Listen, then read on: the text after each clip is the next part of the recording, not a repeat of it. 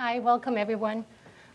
Like Lydia said, my name is Elfriede Dustin, and I'm here with my colleague, Borch. We're here to talk about advances in automated software testing technologies and implementation. We really appreciate the opportunity speaking here, and thank you, Lydia and Jessica, for organizing this conference. We currently work at IDT. What we do at IDT is we design, develop, and implement automated software testing technologies. We also research the latest and greatest technologies. So since my entire career is spent on automated software testing, I'm very excited to be working at a company that spends its entire time on researching automated software testing technologies. So here's today's agenda. For the purpose of this presentation, I actually want to define what automated software testing means for us. Then I want to talk about some of the research and findings that we have done.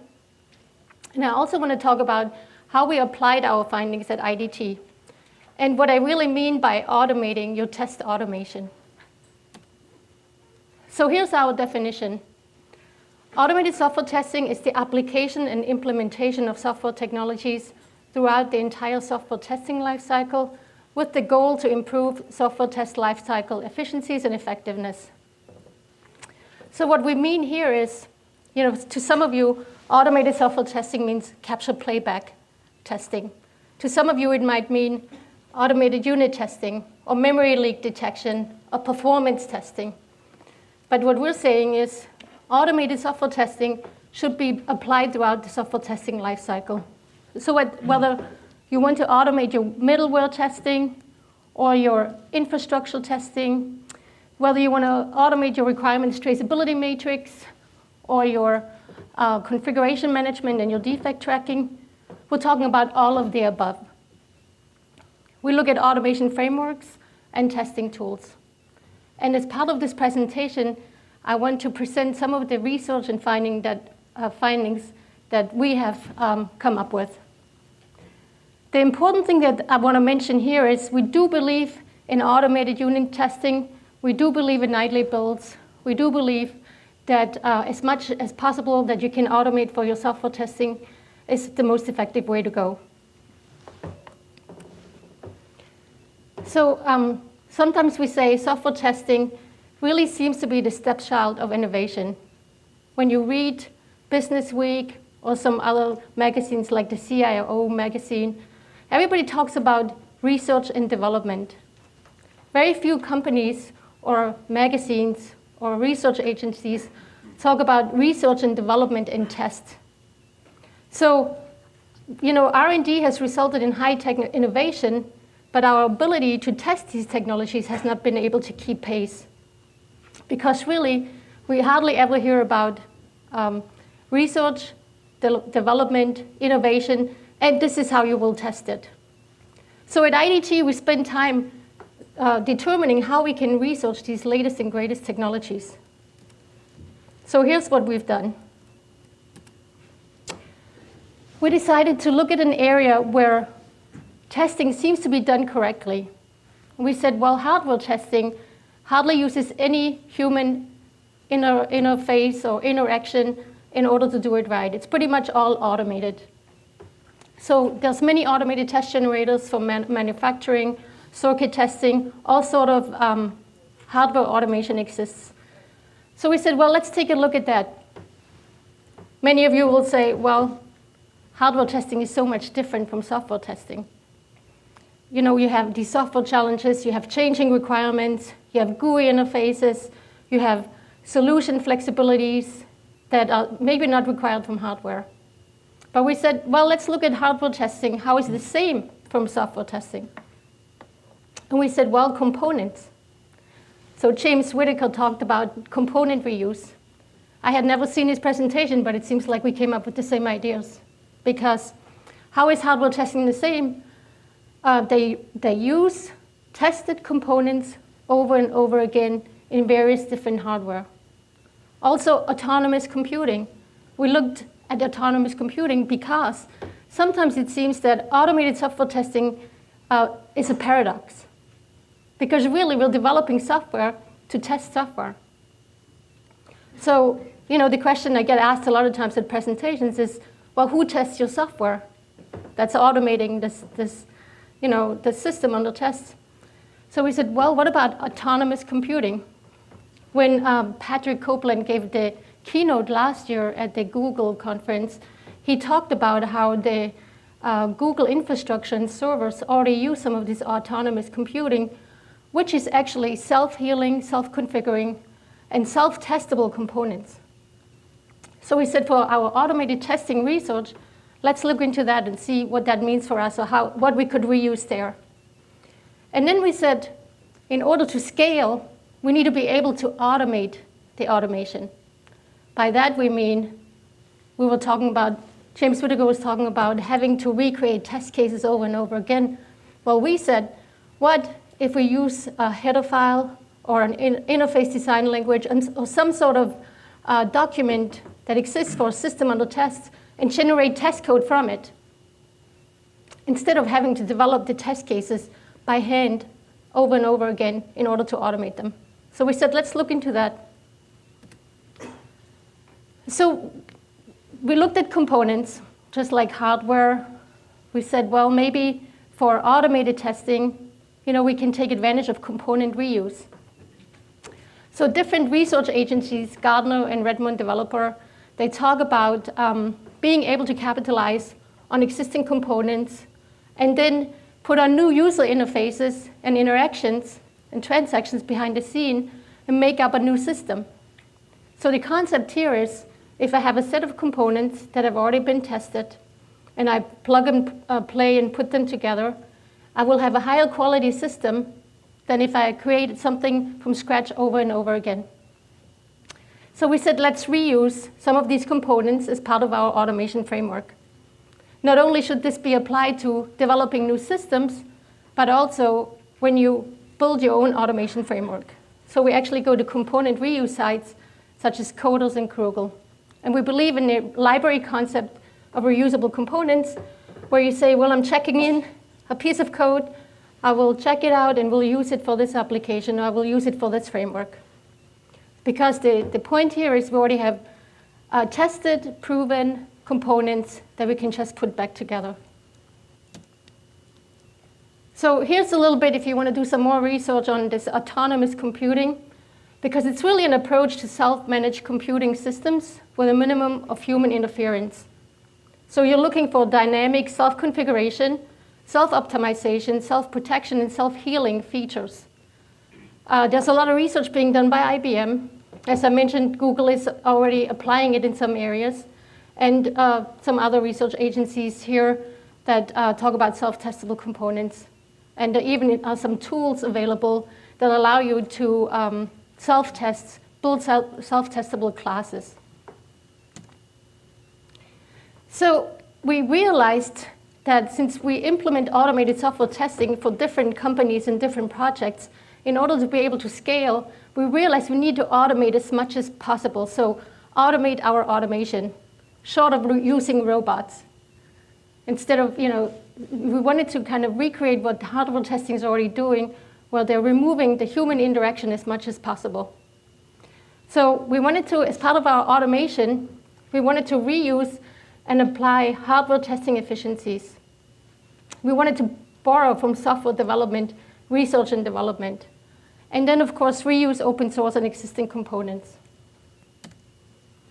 We also looked at frameworks, automated frameworks. Instead of developing things from scratch, we wanted to reuse a framework that's already out there and available and see if we could apply it to our environment or to all the different projects that we will be automating for our different customers.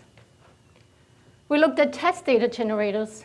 We looked at code generation, tests, vendor-provided test generation, compare utilities, log file analyzers, GUI testing tools, and so forth.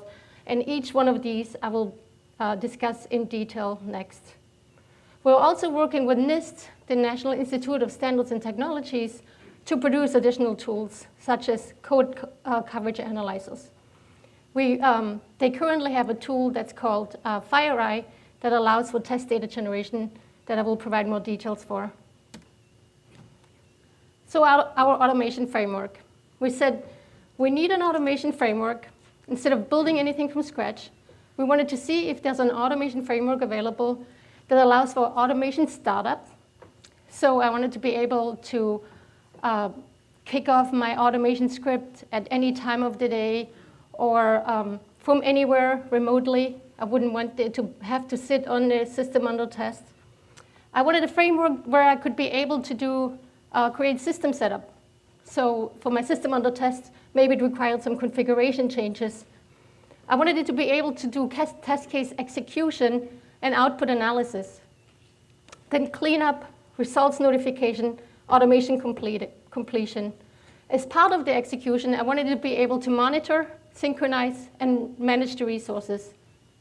And we actually found such a tool, available, open source, provided by IBM, supported by IBM. It was originally created by IBM, but now it's available open source. And it's called Software Test Automation Framework that runs on a software test automation engine.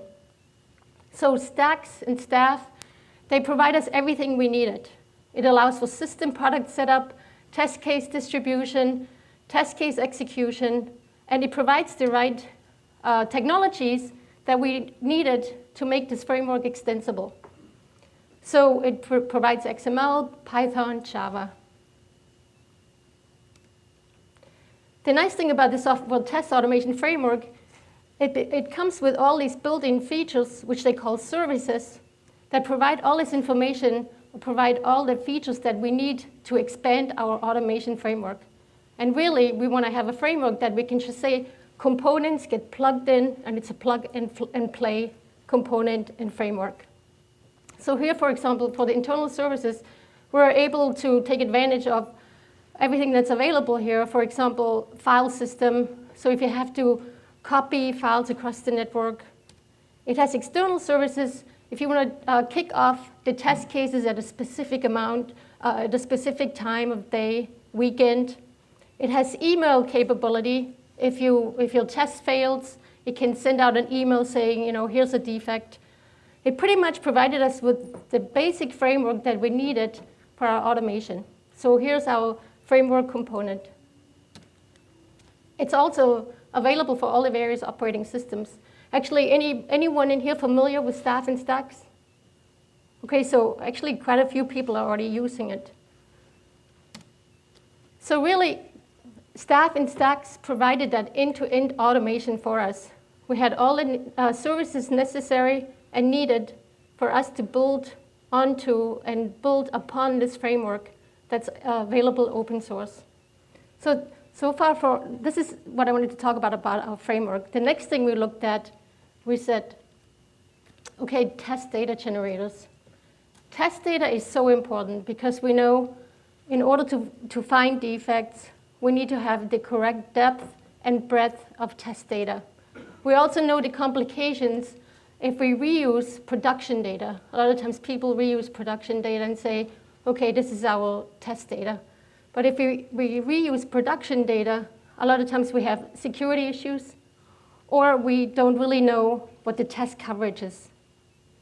So together with NIST, this tool was created called FireEye. It's actually open source. You can freely download it. And it allows you for combinatorics test data generation. So a lot of times people use pairwise combinations in order to do test data generation.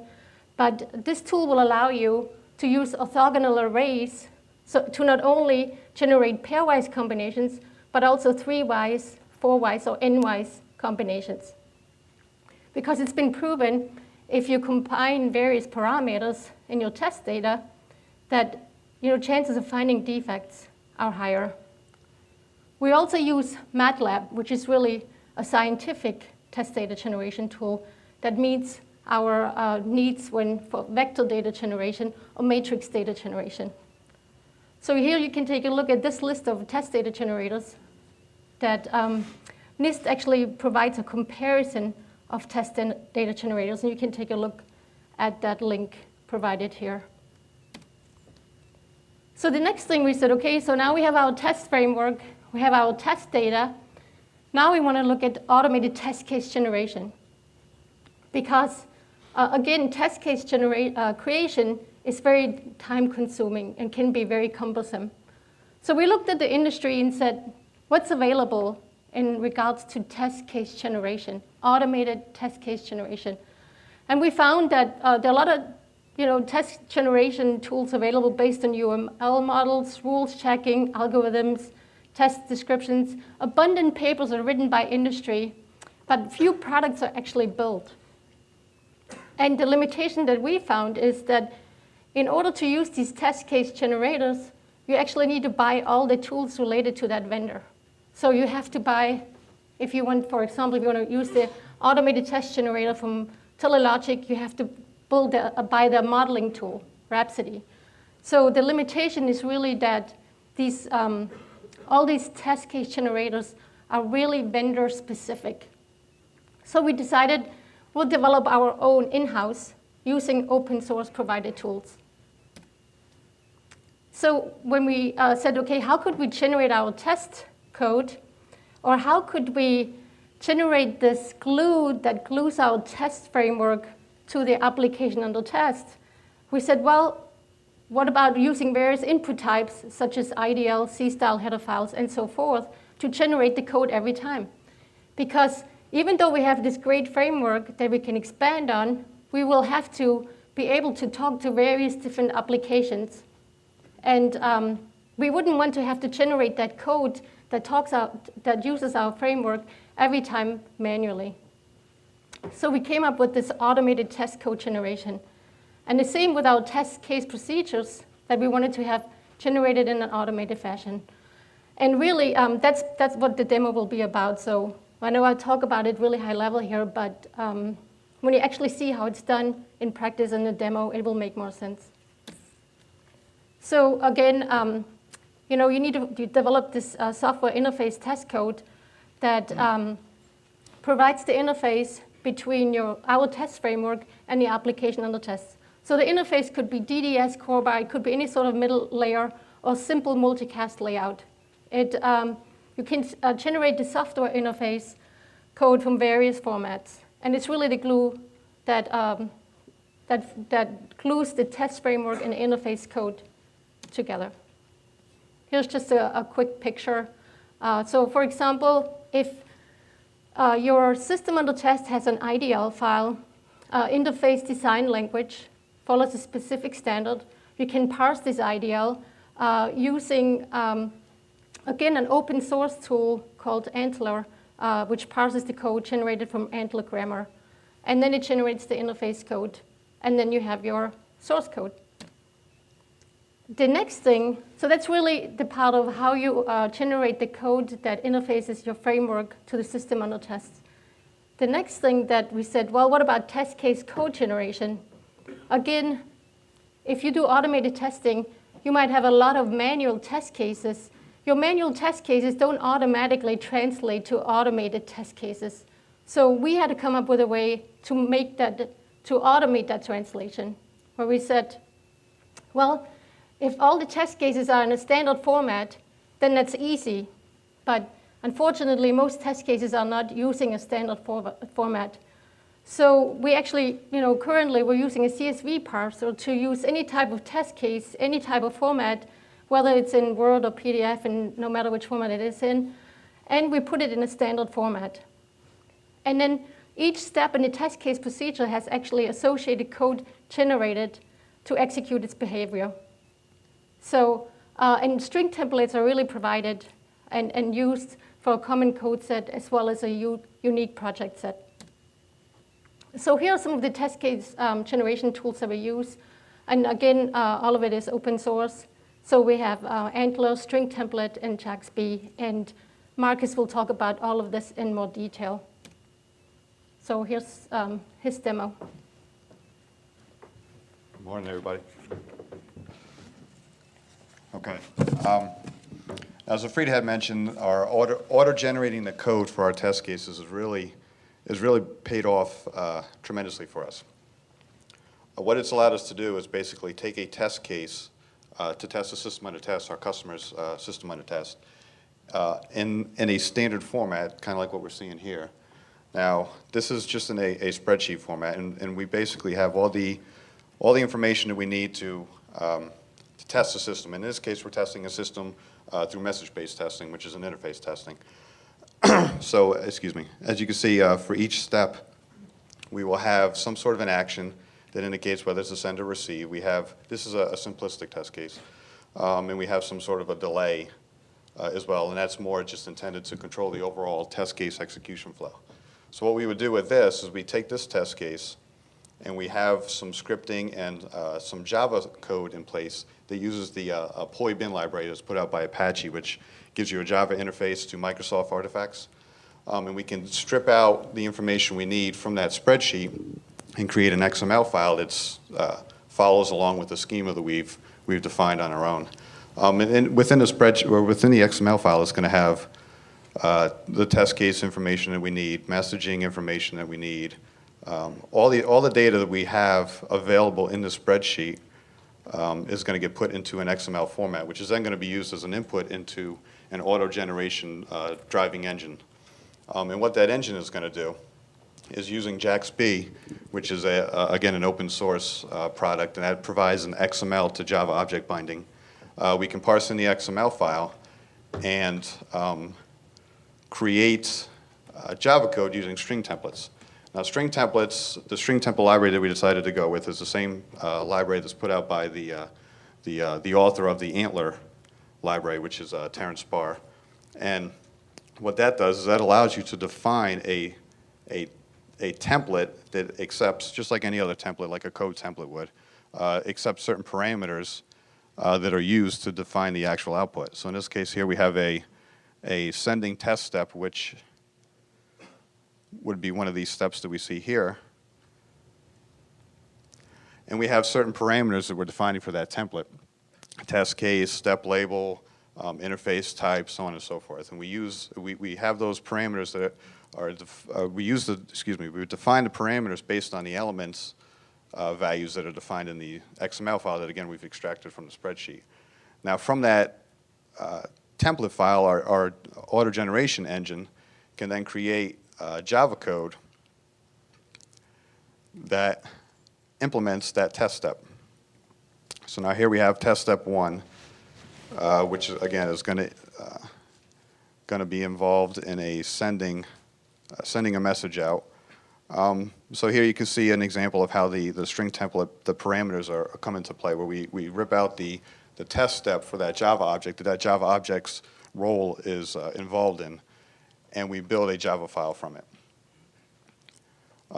Now, the big payoffs with the templates is that it also will allow you to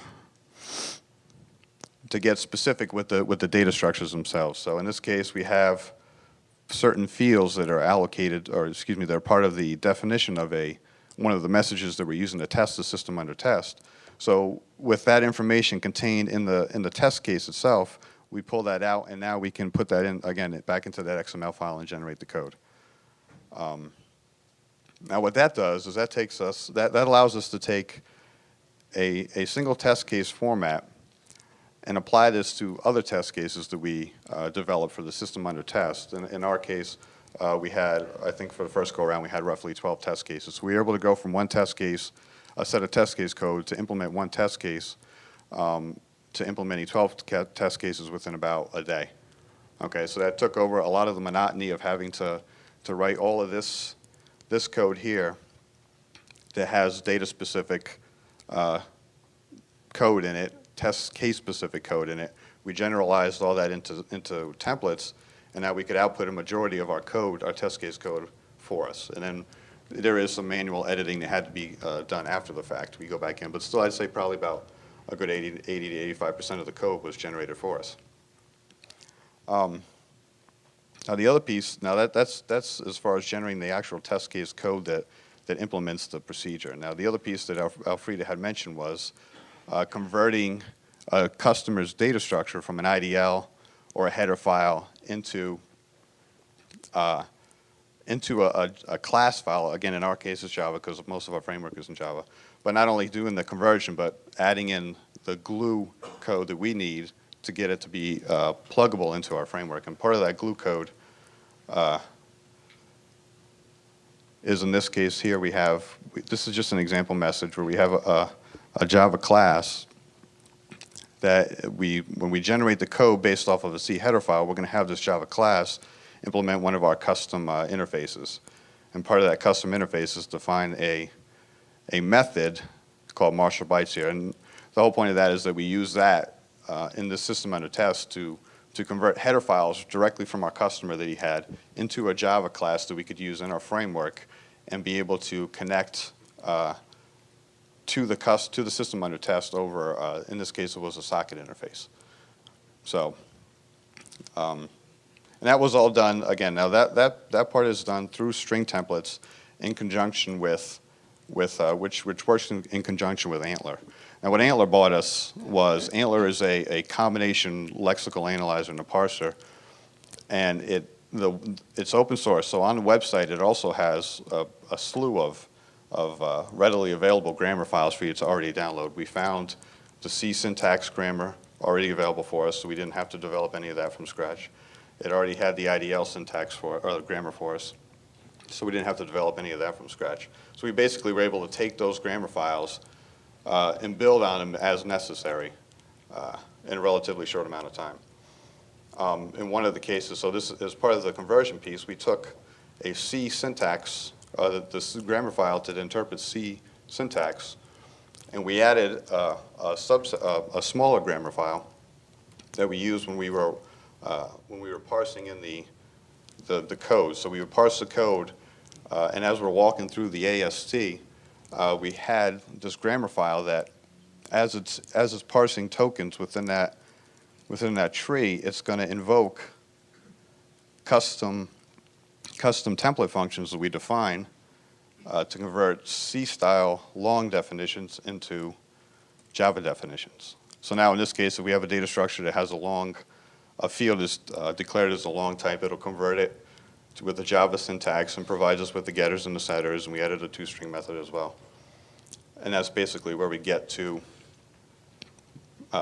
this point. So now we have a working Java class that is a copy of what the customer's data structure is that we can now work with within our framework. So the big payoff with that was, again, it really shortened the development time as far as developing the test cases, because we did spend a lot of upfront time getting the templates together, doing the debugging with the auto-gen engine. But once that was done, we were literally able to go from 1 to 12 in a day, and still have to go back with a minimal amount of manual effort after the fact. And the other big payoff with the templates is using common templates. Now you can, with the templates, you have some flexibility where you can develop a set of common templates that you're going to use across test cases, across projects, or whatever, if there are some generalities that you can apply. Or you can also swap them out with more project-specific templates. If I have a project that has a really unique interface, but I still need to do some kind of a sending mechanism for that project, let's say it's a proprietary DDS or something like that, I can still I can create a project-specific template that still accepts the same parameters and just plug it into my same AutoGen engine without having to touch the code for that. So it's really, the string templates really give you a lot of flexibility with that. They'll let you output different types of source code files. If you didn't want to work with Java, you could hot swap the templates and work with C++. And it gives you, again, a lot of flexibility. And as you're working with the code that's generated, if you find an error that is it should be backfitted into one of the templates, you can fix the error in one template file, or a set of template files, and just regenerate all the pieces for your project that bug had affected. So if I have 20 test cases and I had to change one line in a TCP socket class, then I can just change it in the template and regenerate all of those test steps that are affected, or all the test steps that use a TCP interface in that project, in a small amount of time. Yeah, so I think AutoGen has really paid off. Auto-generating code has really paid off, at least for our purposes. Okay. Thanks, Marcus. So this really demonstrates, a lot of times people think automated software testing is taking a capture playback tool and putting it on a manual tester's desk and say, now automate. Really, if you want to do automated software testing right, it's really software development.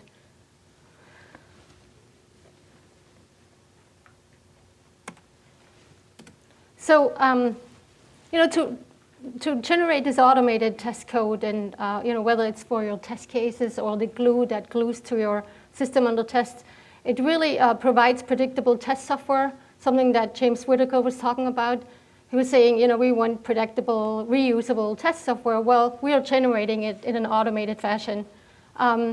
It applies to large systems. It's scalable. It's portable. You can fix problems in one place. I don't know if you showed that, Marcus, but I think that's very important that if you generate all these test cases, but you need to make a change, instead of making a change in all the different test cases, you make it in one central location.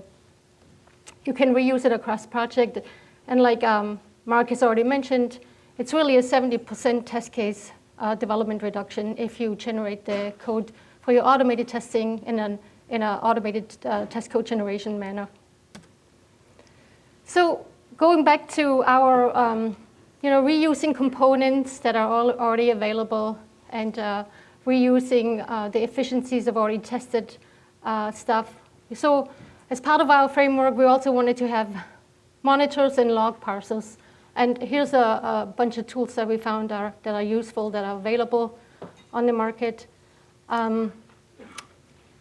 We wanted to talk about capture, record, and playback because there are times where that really is necessary because some of the testing that our customers are doing are done through the user interface only. And a lot of times they say, well, we really want you to automate our capture playback, or I want you to automate our GUI testing because unless I see it on the GUI, I don't believe the test is complete. Even though we try to convince them, we can say, if you do message testing and the message got this far, we can test other things where you can circumvent the GUI. But a lot of times, a customer will feel more comfortable if they actually see the final test display on the GUI. So we looked at capture playback tools. For DoD, for example, one of our customers, they have the stringent requirement that an automated testing tool cannot run on the system under test. So they really want to keep a pristine environment. They think that if you install anything on your system under test, that will mess up your configuration, and you really didn't test the system as it will be delivered. So we had this requirement that we needed to find a capture playback tool that can actually run remotely and do the testing remotely without it being installed on the system under test. And we found a tool that actually uses VNC, and where the tool actually acts as the VNC client. So you install the tool on another application, and it remotely connects to the system under test. How many of you actually have this requirement that your testing tool cannot be installed on the system under test? Okay, so very few. That's like three of you who raised your hand. But for DoD, that's very common. You cannot install actually a tool on a system under test. So we found this tool. It acts as a VNC client, and actually, for those of you who have heard that bitmap recording is the way to stay, is the way to not record and not to do capture playback. They have come up with a pretty good way of doing this automation where it's actually reusable and practical for us. So again, as I go through this presentation, you see I'm just taking components, various different components of open source tools that are currently available that we can plug and play and add on to our already existing framework. So whether we want to test a GUI application, whether we want to test just the middleware, whether we want to test the database or anything, our framework will allow for that different plug and play where we reuse components and where we allow for code generation and automating the automation. Our results reporting, that's pretty common. We made sure that the results reporting was generic as possible. And we really, in the end, you just really want to make sure you keep the comparison logic in the utility and don't put it in your results reporting. The one neat thing that our customers really like that we also did is we automatically, after a test run, populate a test table, bug table. So if a test failed, we can say, well, here's the failure, and here's the test that was run, and here's the information, and here's some of the automation code that you can link back to. And then somebody can take a look at it and say, yes, this is really a bug, and populate the defect tracking database. In our case, we're using Bugzilla, again, an open source defect tracking tool. And again, everything is then in one central location. You have everything connected, all the different components connected to do your automated testing. So this is really what our framework looks like. It can run on Windows, Linux. You can, like I said, you can hook up a capture playback tool, whether it's your HP Mercury or your IBM Rational or your Eggplant. You have open source VNC robot. It connects to your creates your requirements traceability matrix, your defect tracking. Pretty much have it all automated. So we're saying, and this is where our term comes from, automate the automation that will allow us that scalability that's required in order to be able to create automated testing. Here's some of the support tools that were used. And we didn't list everything. We also use VMware as part of our testing. Like James Whitaker says, it's very useful. You can just take an environment and just hand it over to your testers or your developers. We also use, we're not listing on here, Subversion, our configuration management tool, or Eclipse, our IDE. So those are the sort of tools that we're using, pretty much, again, reusing existing components. So really, the automation that we developed and that we really think and that we're going to keep building on, and we're going to keep developing and making it better with each new requirement. But we have a framework now that supports applications running on multiple computers. It supports applications developed in all kinds of languages, different OSs, applications that have a GUI and that don't have a GUI. Pretty much what Marcus was demonstrating was message interface testing at the middleware layer. You were really at the DDS layer. We will support applications which use different types of networks. And again, you can integrate all kinds of tools, any tools. Take advantage of what's out there already instead of redeveloping and reinventing the wheel. So really, in summary, what I want to say about the greatest and automation advances that are out there, really apply hardware automation efficiencies. Look at component reuse. Look at autonomous computing, the self-testable components, self-configuring, self-healing. Borrow from software development advances, because really automated software testing is software development. And until we have a better way of doing automated software testing, we should really reuse some of the software development advances.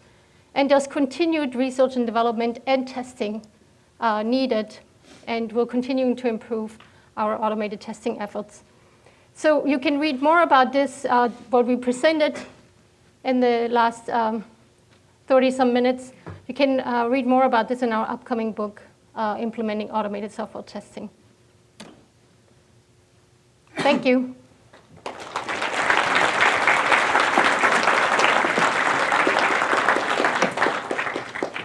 Guess we have time for questions. When you were talking about code generation, when you were talking about code generation, you mentioned things that I thought were kind of conflicting with each other.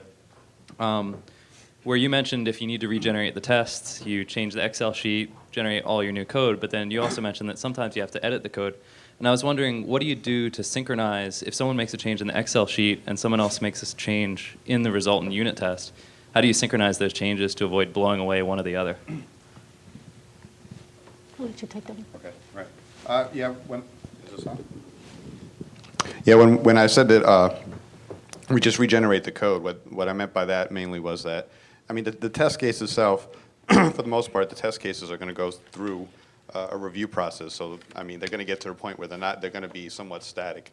I'm talking about more along the lines of things like if we were adding fields to data structures, things like that, where we would just regenerate code, Java code like that test step that I saw. Now, you're right, there are some limitations with at least the first go-round where you will need to go in and certain sections of the code for the test cases that we're implementing, at least a really small portion of it, we're going to have to go in and visually inspect it to make sure that the auto generation didn't squash any of that, right? Does that make sense? Yeah, and I guess just as a quick follow-up, have you considered doing runtime generation instead of generating static Java code, having Java code that reads the Excel sheet directly and runs tests according to that? Yeah, I had started looking into a little bit about, you can auto-generate bytecode, things like that. I haven't gotten too far into it, but it's definitely on the table. Thanks. Sir.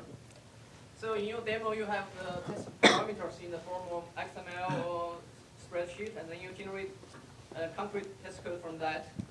Another approach would be to write a library which knows how to interpret the test parameters, and then your test can just call into that library to execute the test.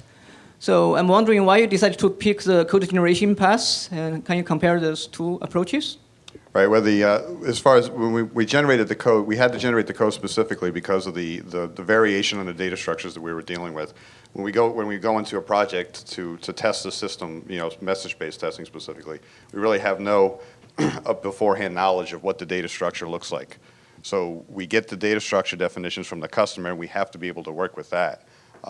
So as far as creating a library that we can just kind of tap into, in some cases that might be okay, but for the most part, when we go from project to project, the data structure is going to change completely. Yeah, I understand that the data structure part may not be doable with a library approach. Right. But I view that as a separate issue. So, like for the test logic itself, you are also expressing that in XML. So I'm wondering whether that's really necessary and really that's beneficial. Well, for the test case that we had here, I mean, the test case logic itself, you mean? I mean, the flow of the test case was really controlled by how it was written. We send messages, we pause, we do things like that. That was a really simple example. I mean, you're right. We would have cases where we might have some more logic-based dependencies between the test steps. Maybe some sort of dependency. One step's relying depending on other steps like that. In that case, we would probably we would want to, if it's generic enough that it isn't reliant on, again, the uniqueness of the data structures, then we could abstract it into some sort of a library component. Thank you. And the other thing I want to add, we're also limited a lot of times by our customers. They already have a set of test cases. They already have they have them documented in an Excel spreadsheet. And so they really just say, come back to us and tell us whether it passes and fails. And they want to still see that, they want to see the Excel spreadsheet format. They want to see the output pass fail. And so they really don't care what goes on behind the scenes. But so we're really also limited by, our customers providing different types of formats, different types of scenarios, and they want to still get the results produced back into that same kind of documentation. So how long between the time you get a new application under test, like a new one delivered to you that you haven't seen before, until you're generating cases? Like, what are the steps in between that you have to do to get ready to generate cases? Or do you just say, I've got the Excel and I've got this thing and I just press a button? All right. Well, depending on the stage that the project we're going to test is under, or the program that we're going to test is under, I mean, there's things like defining requirements. If they have requirements already defined, we need to, go through them with the customer and decide which one of those are possible automation candidates. Then from that point, we either help them define test cases for those requirements that are automatable. If they have test cases already defined, we can work with them to make them automatable into the format that we're expecting. So, I mean, I guess it's really kind of project specific. It depends on the size of the project. I mean, it could be any number of factors. Right. You have to build a template for every interface in the project then? Or no? Well, the idea is that you build the interface template for the project, and then if you go to another project that hopefully, let's say we have a DDS template and the other project uses DDS, then ideally we should be able to reuse that template. If we come across a project that has a unique template, yes, we'll have to develop that the first time and then just carry it over to subsequent projects. Right, and just to clarify, we don't say automate everything. Not everything lends itself to automation, right? So we generally take a look at the test cases they currently have and where they maybe spend most of the time, or just like James was saying, maybe the most complex areas. Take a look at that and see if automation can pay off, because a lot of times they maybe test 10 data combinations because one test takes them 4 hours just to set up and then run. And if you automate it, we can reduce that for them. So it really is return on investment, what should be automated. So it's really difficult to say it'll take 1 hour from the time we get started to. So it really depends on the project. You have a lot of code that's being generated for automated testing. As we know, tests keep changing. The test scenarios keep changing. Requirements for the product keep changing. That affects this code that you have generated. Have you thought or have you implemented any automated testing for the automated test code? There's the software testing paradox, right? That's the automated testing paradox. You want to take that? Yeah, I think at least with the projects that we've dealt with so far, the requirements don't really change that much. We're dealing with a lot of DoD companies, or excuse me, programs, and in those cases, the requirements are pretty much set once they get written. But no, we haven't decided to tackle that. Haven't come up with an approach on that yet. I was just concerned about automated defect tracking. So how are you doing? Was the failure being logged on automatically in the open source bug tracking tool with all the fields filled in automatically from the dump that was being generated? Or how are you doing it? So there's one important step missing. I would never want to populate a defect tracking database automatically, because we know we get a lot of maybe false positives, or it's really, there might not be any defects. So we have an in-between step where you can look at a summary and say, yes, this is really a bug, and then you populate the database. But you don't want to miss that most important step of, you don't really want to go directly to the defect tracking database. So what were the fields that were being populated automatically when you've just pressed the button? Was it the defect severity also being populated, or just the steps? The test case name, step number, requirement number that failed, test data used, and description of the failure. Okay, so no mention of the severity of the defect that has been failed. That's something that you could actually add, because when you write your test cases, exactly, you could say, this is a high priority one. This one absolutely has yes. to pass. And then along with that, because we had a couple of customers saying, that would be nice. And along with that, then populate but a lot of times, or sometimes the test case priority might not match the defect priority. So, it depends. Yes, but if we just fill in the severity, because according to a tester, a particular test case was an important or severe defect, a severe test case that has failed. So we could at least populate the severity, and the priority could be decided later on. So right. Even that would be quite an important. That's one approach, right? Yeah, sure. Thank you. There's somebody right here.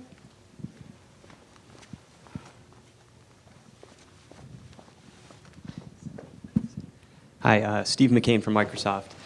With auto-generated automation, did you find that you had so much automation, and if you had failures, you couldn't get through the investigations of all the failures? Did you find it scalable to do the investigation? That's actually a really good question, because we always say, what's the point of automating your tests if now you have thousands and thousands of tests, but it's going to take you weeks to analyze the results. So I think the results analysis also has to be automated.